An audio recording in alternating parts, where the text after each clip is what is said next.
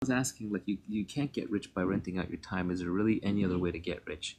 Yeah, I mean, if I had to summarize how to make money, at least from what I've learned in life, you basically get rewarded by society for giving it what it wants, and it doesn't know how to get elsewhere. And a lot of people think you can go to school and you can study for how to make money, but the reality is there's no skill called business. What you're actually trying to figure out is what product or service does society want but does not yet know how to get. And you want to become the person who delivers that and delivers it at scale. So that's really the challenge in how to make money. And now the problem is if you can't learn how to do it, then how do you become good at it, whatever it is? And what it is moves around generation to generation, but a lot of it happens to be in technology.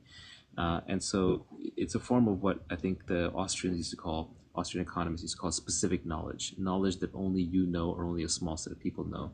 And it's basically going to come out of your passions and your hobbies, oddly enough.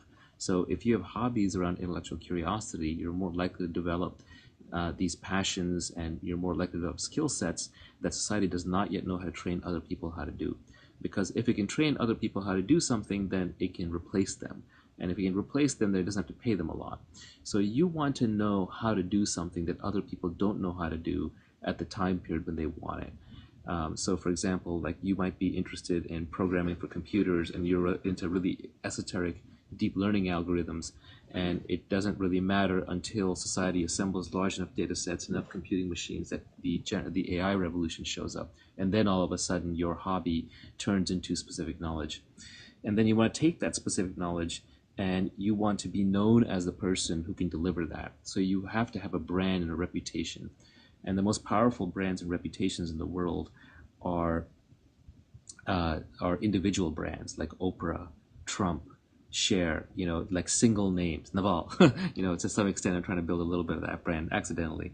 But if you have a unique name, if you can brand yourself in a unique way, and that branding doesn't come for free. That has accountability on the other side of it. So you're taking risks with brand. You get attacked, you fail, you can have problems. You're really sticking your neck out there. So you basically have to have specific knowledge. You have to take on accountability with a brand. And the last piece of making money is you have to have leverage. Leverage is critical.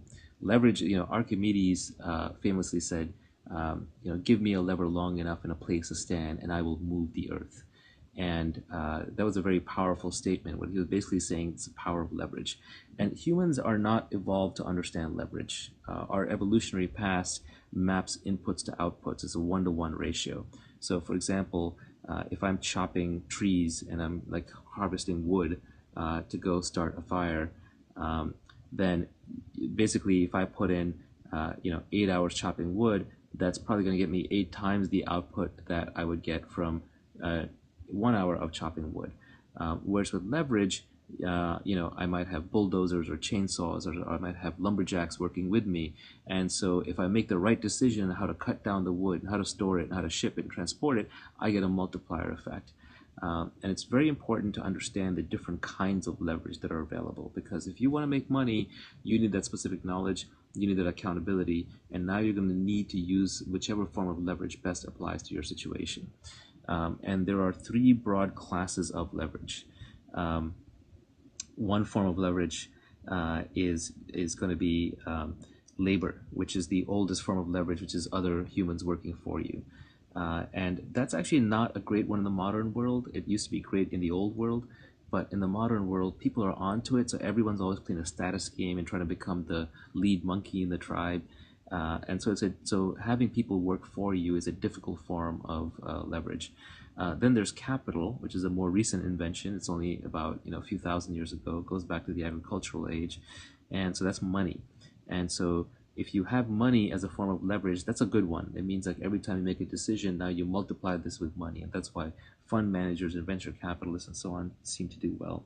And then the final form of leverage is a brand new form of leverage, and that's like the most democratizing one. And that is products that have no marginal cost of replication. So that would include books, it would include media, it would include movies, it would include code. And code is probably the most powerful form of leverage that is permissionless. All you need is a computer. You don't need anyone's permission.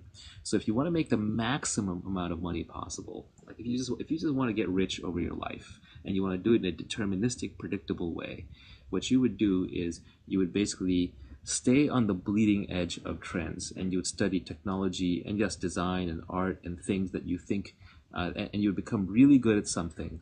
You would basically be waiting for your moment until something emerged in the world where they needed that skill set, and you're uniquely qualified.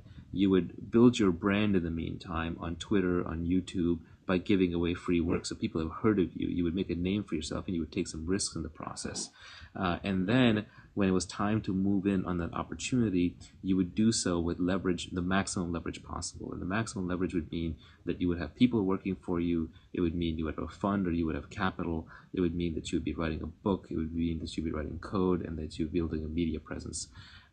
Basically, what I'm doing, I'm kind of doing it more by accident. I actually don't really care that much, honestly. I'm more of an intellectual. I learned how to make money because it was a necessity. After it stopped being a necessity, I stopped caring about it. Every time, I look at some of my colleagues in Silicon Valley who are working really, really hard and have made lots of money, but they continue working hard. And I see them like then donating like hospital wings, and I just think, oh, that person overshot. Like they just, at some point, it would have been logical to stop, or if unless they really enjoyed it, in which case, God bless you, do whatever you want. But at least for me, work was a means to an end, and making money was a means to an end. But fundamentally, I'm much more interested in solving problems than I am in making money.